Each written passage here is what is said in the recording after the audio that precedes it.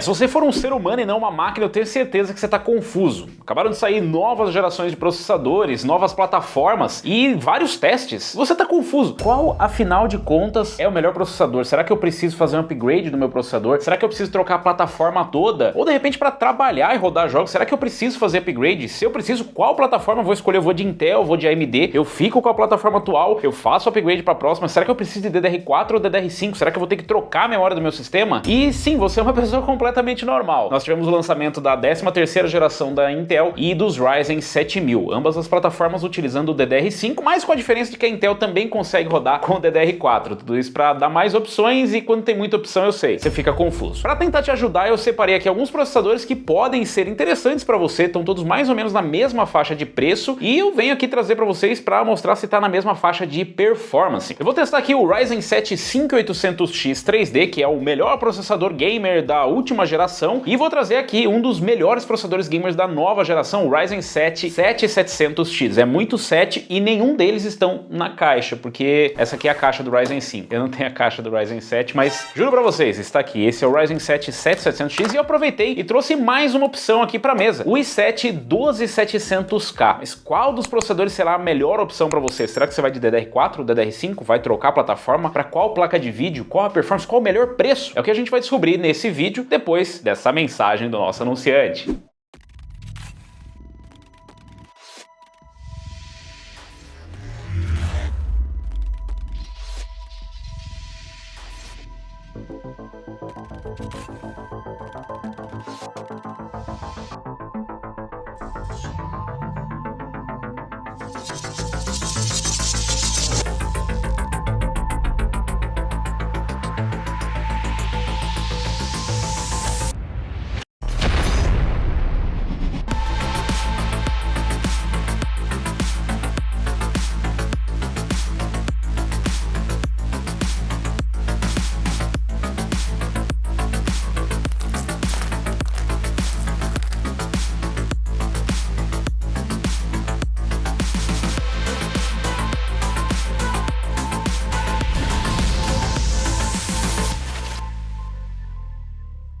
Claro, não é a primeira vez que a gente tem várias opções de gerações diferentes de processadores. Quando a AMD ou a Intel trazem novas gerações de processadores, ainda que não sejam compatíveis com as anteriores, as plataformas, eles ainda costumam manter por um tempo esses processadores no mercado. Isso aconteceu, por exemplo, com a Intel recentemente, com a 10ª e a 11ª geração, mesmo o Ryzen, com os Ryzen 3000 que ficaram no mercado por um tempo, mesmo com os Ryzen 5000 já no mercado. Hoje a situação é, nós temos os Ryzen 7000 lançados recentemente e temos também a 13ª geração de processadores. Ambas as linhas vão continuar recebendo novos modelos, mas já dá para você escolher, porque nós temos opções no mercado que praticamente atendem todos os públicos. E aqui a gente está focando para quem vai jogar, mas também pensa um pouco em produtividade, porque se você vai só jogar, a melhor opção para você provavelmente são os processadores de 6 cores e 12 threads, lá para o Ryzen 5 7600X, o 5600, 5600X, o i5 12600, 12400, 13600, 13400, enfim, você tem uma série de opções para quem vai só jogar. Aqueles processadores já vão servir muito bem. Mas tem a galera da longevidade também. Não, eu não quero pegar um processador com só 6 cores e 12 threads, eu quero um pouco mais de cores e threads, porque eu vou ficar um tempo aí com essa plataforma. E tem também a galera que fala, não, mas eu vou trabalhar, então pra mim mais cores e threads também pode ajudar. Então eu separei aqui 3 processadores que podem ser interessantes. O Ryzen 7 5800X 3D, como eu disse, é o processador gamer mais poderoso da última geração, então ele consegue inclusive fazer frente ao i9 12900K. Tem vídeo aqui no canal, dá uma conferida lá. Nós temos também o Ryzen 7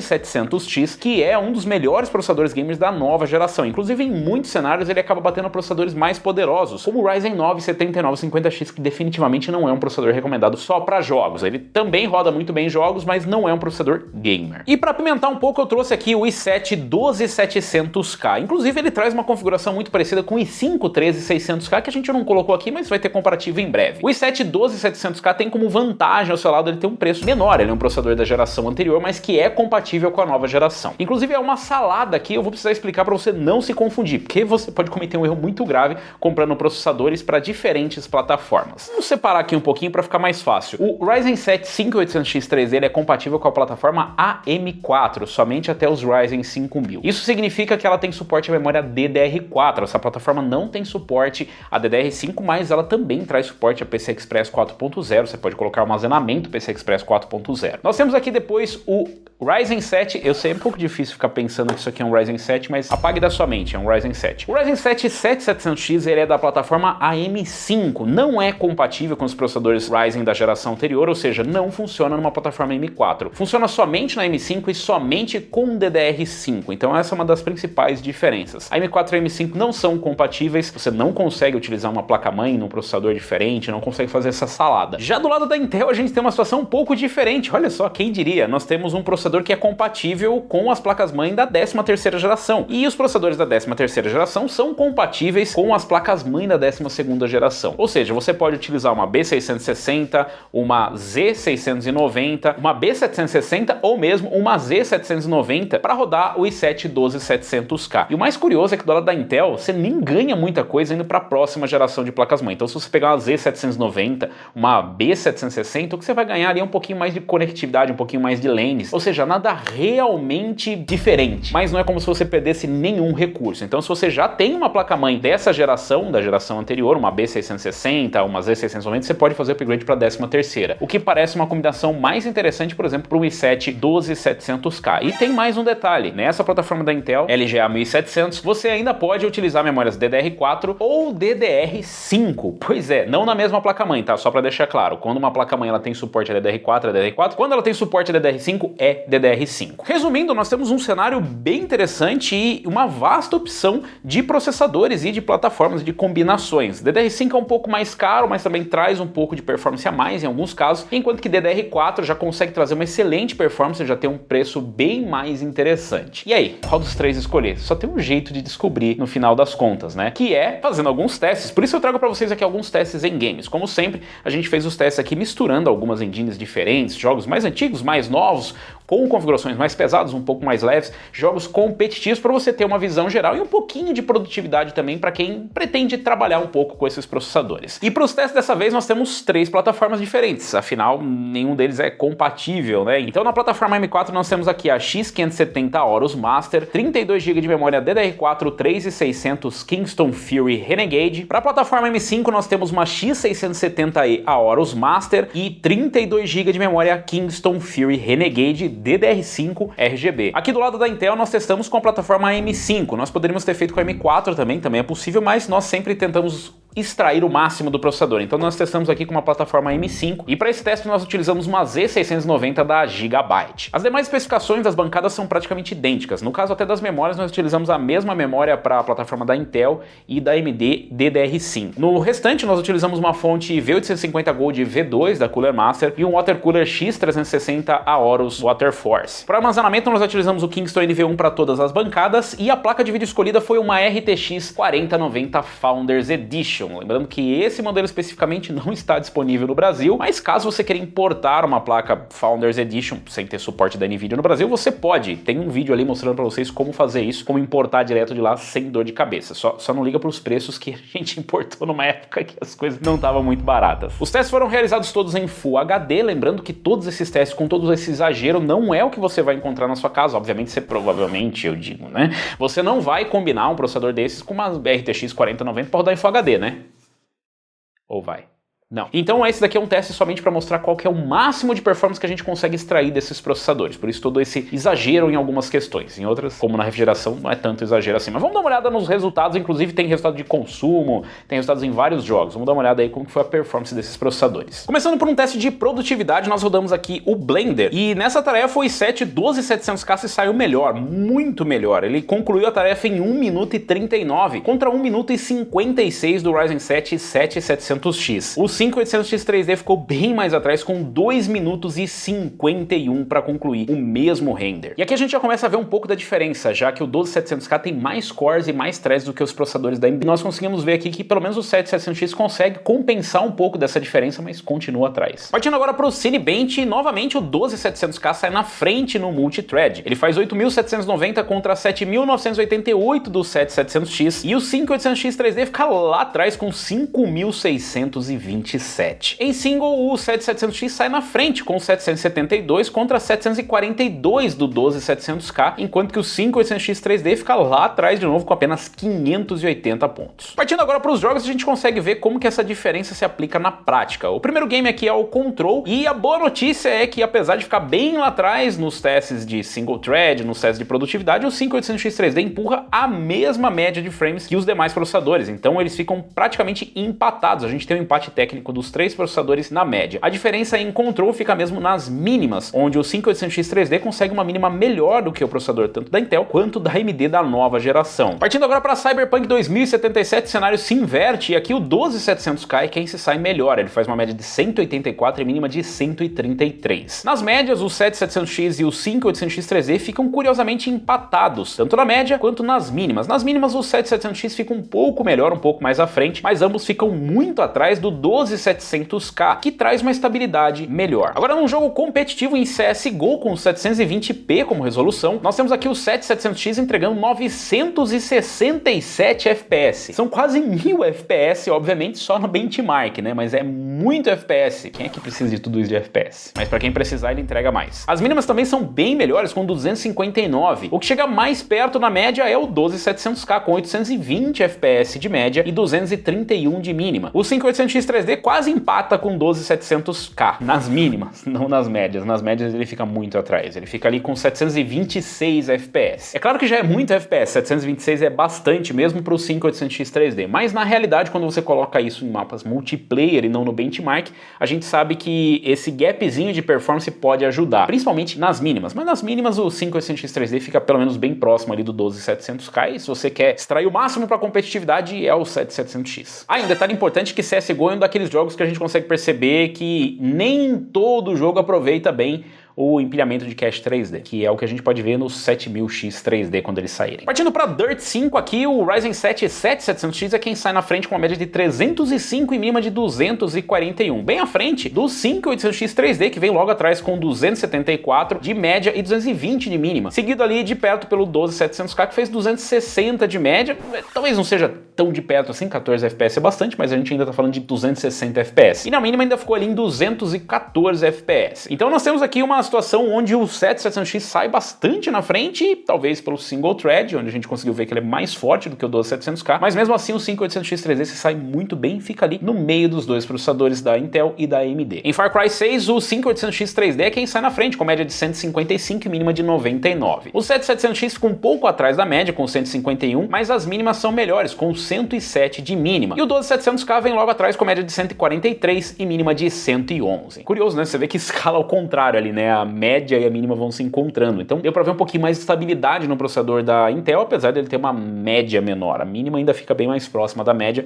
do que proporcionalmente, por exemplo, um 5800X 3D. Em God of War, nós temos o 5800X 3D novamente na frente com uma média de 259 e mínima de 178. Aqui nesse jogo a gente vê que escala bem, né? Tanto a média quanto a mínima. O 7700X vem logo atrás com 243 de média e 170 de mínima. E o 12700K vem com uma média de 226 e mínima de 157. Em GTA V, apesar de nós termos aqui uma situação onde tem um processador que é melhor que o outro, na verdade, na média, todos eles são iguais. Isso porque o GTA V, ele tem um limite na engine ali na casa dos 187 FPS mais ou menos. Quando você bate nisso, a instabilidade é muito grande. E é o que costuma acontecer aqui recentemente com os testes, já que os processadores estão cada vez mais poderosos. Aqui a gente tem o 12700K na frente e o 7700X por último, empatado com o 5800X 3D, mas na prática os três têm exatamente a mesma média, porque eles batem no limite da engine. Onde a gente consegue ver a diferença é nas mínimas. E aqui, curiosamente, o 7700X tem uma estabilidade maior, já que ele tem uma mínima bem melhor. O 5800X 3D e o 12700K tem um empate ali nas mínimas. Ah, esqueci de falar uma coisa importante.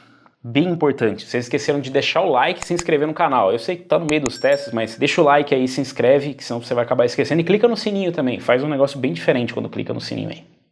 Em Red Dead Redemption 2, que já usa uma engine mais moderna, nós temos aqui o 5800X 3D despontando na frente com 185 de média e 126 de mínima. O 12700K vem logo atrás empatado na média com o 7700X. Ele faz 166 contra 163, mas nas mínimas ele se sai bem melhor, com a mesma mínima do 5800X 3D, 125, enquanto o 7700X faz apenas 112. Mas não se engana não, porque a gente tá falando de um Red Dead Redemption 2, um jogo que você não precisa de tanto FPS assim, então qualquer um deles consegue entregar uma experiência muito boa. É só que o 5800X3D vai entregar mais FPS. Em Spider-Man Remastered, nós temos aqui o 7700X na frente, seguido pelo 5800X3D e o 12700K, todos eles com um empate técnico. Todos eles entregam a mesma performance na média. Já nas mínimas, o 7700X entrega um pouco mais, fazendo uma mínima de 104, seguido pelo 5800X3D que faz 97 e o 12700K que faz 99. Esses dois já tiveram ali um empate técnico e mesmo eles estão bem próximos ali da mínima do 7700X. Então a gente tem meio que um empate técnico. Você vai ter basicamente a mesma experiência nos três processadores. Em The Division 2, o 7700X é quem empurra mais FPS, 315 FPS de média e 206 de mínima. A gente praticamente não via essas médias no The Division 2 porque, apesar de ser um jogo já mais antigo e tudo mais, ele é bem GPU bound, ou seja, a GPU é quem acabava limitando mesmo em Full HD, o que se resolveu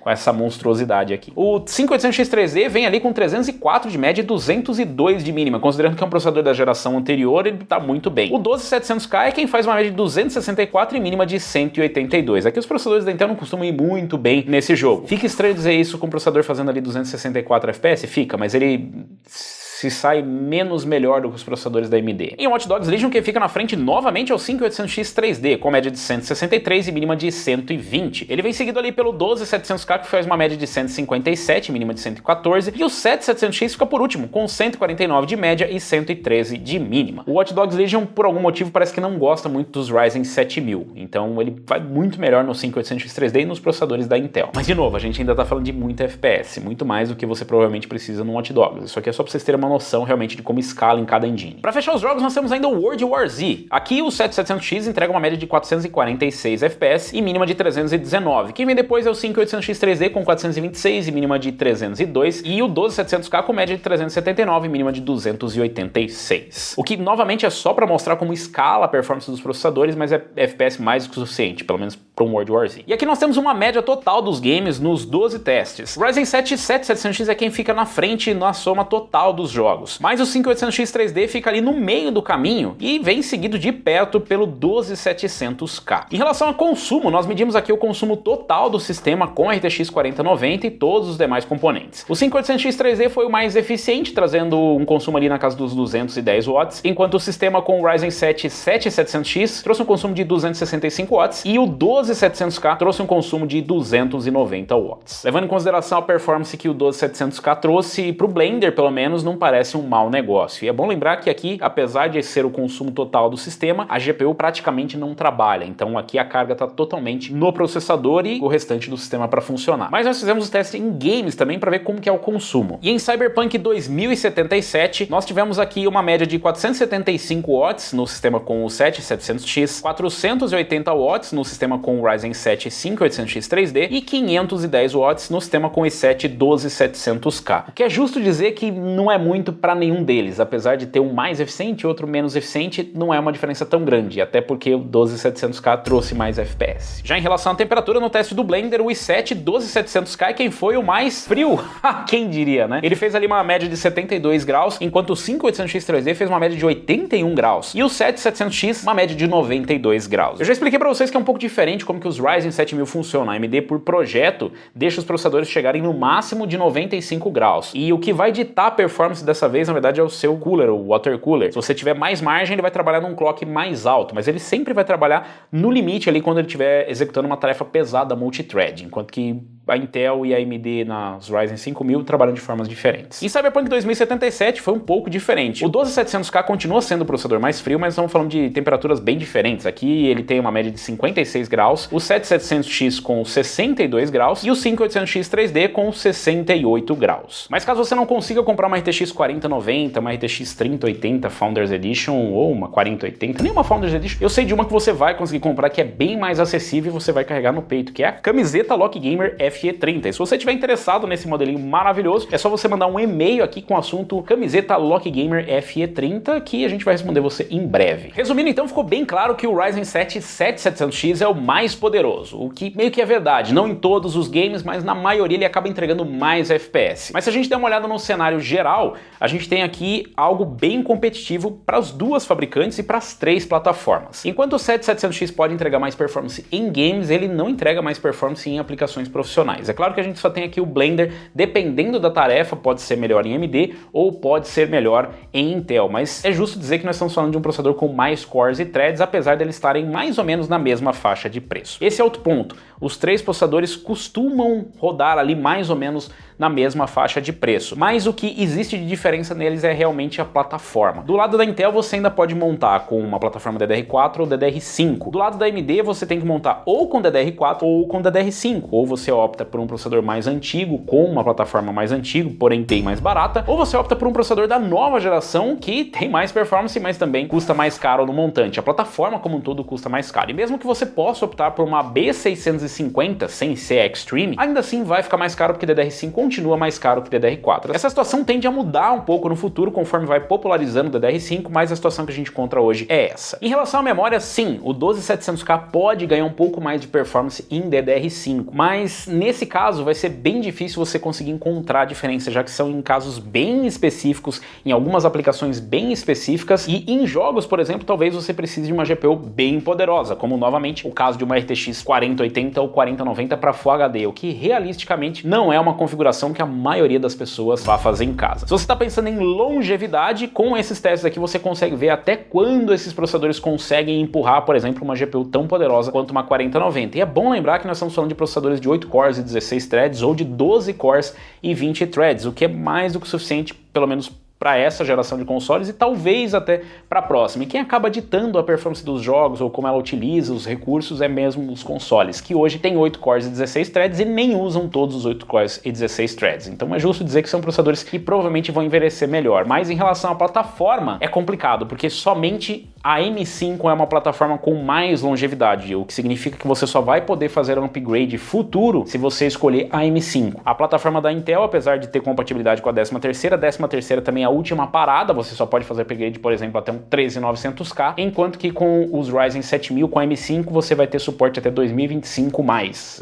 A AMD não disse exatamente qual é esse mais. E na plataforma M4, bom, o 5800X 3D é a última parada em relação à performance para games. Você até tem um 5950X para produtividade, pode ser interessante, mas realmente ela já tá indo embora. Se você pensa em jogar e trabalhar, eu acho que o 12700K ainda pode ser a melhor opção para você, principalmente porque em algumas aplicações, como por exemplo no Premiere, você ainda consegue utilizar o gráfico integrado da Intel. A AMD prometeu alguma coisa meio parecida ou similar com o lançamento das RX 7000, mas ainda não está no mercado, a gente não sabe como isso vai se comportar e em quais aplicações vai funcionar bem, mas eles também prometem umas otimizações aí para alguns outros softwares que podem inclusive trabalhar bem com os Ryzen, coisa que hoje em algumas aplicações não funciona muito bem. Para games, eu diria que qualquer uma das 2 ou 3 plataformas estaria bom para você. Peraí, Robson, mas é estranho, porque você falou que o 7700X ganha. E é verdade, o 7700X é o melhor processador nos nossos testes, mas como vocês viram, oscila bastante. Tem jogos em que o 12700K vai melhor, tem jogos que o 5800X 3D vai melhor, mas no geral você não deve sentir a diferença em praticamente nenhum jogo, exceto em jogos mais competitivos. Isso porque a gente está testando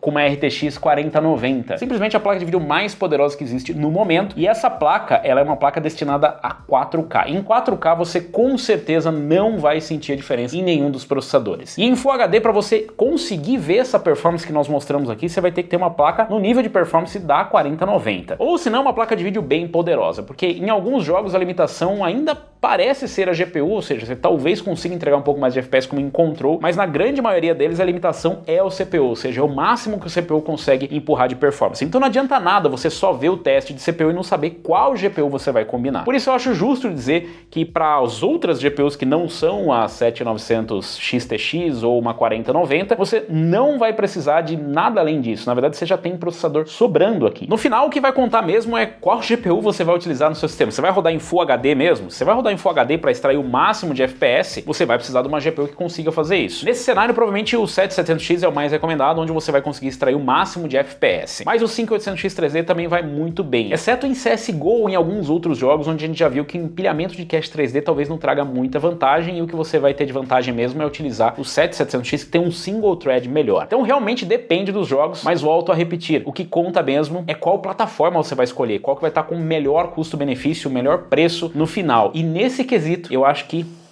Esses dois caras aqui é quem continuam batendo de frente, e até o outro cara que não está aqui, que é o 13600K ou mesmo um 13400 que vem por aí. Mas eu quero saber de vocês, o que vocês fariam? Vocês escolheriam um processador da geração anterior, um processador da nova geração? Pegariam um i7 da 12ª geração? Pegariam um i5 da 13ª? Qual desses processadores você escolheria ou escolheu? E qual plataforma e por qual motivo? Com qual GPU você está combinando? Deixa aí nos comentários. Se você gostou, se você curtiu esse vídeo, deixa um like. Se você ainda não é inscrito do canal, se inscreva no canal, clica no sininho para receber as notificações de novos vídeos e nós nos vemos por aqui. Valeu, falou e até a próxima!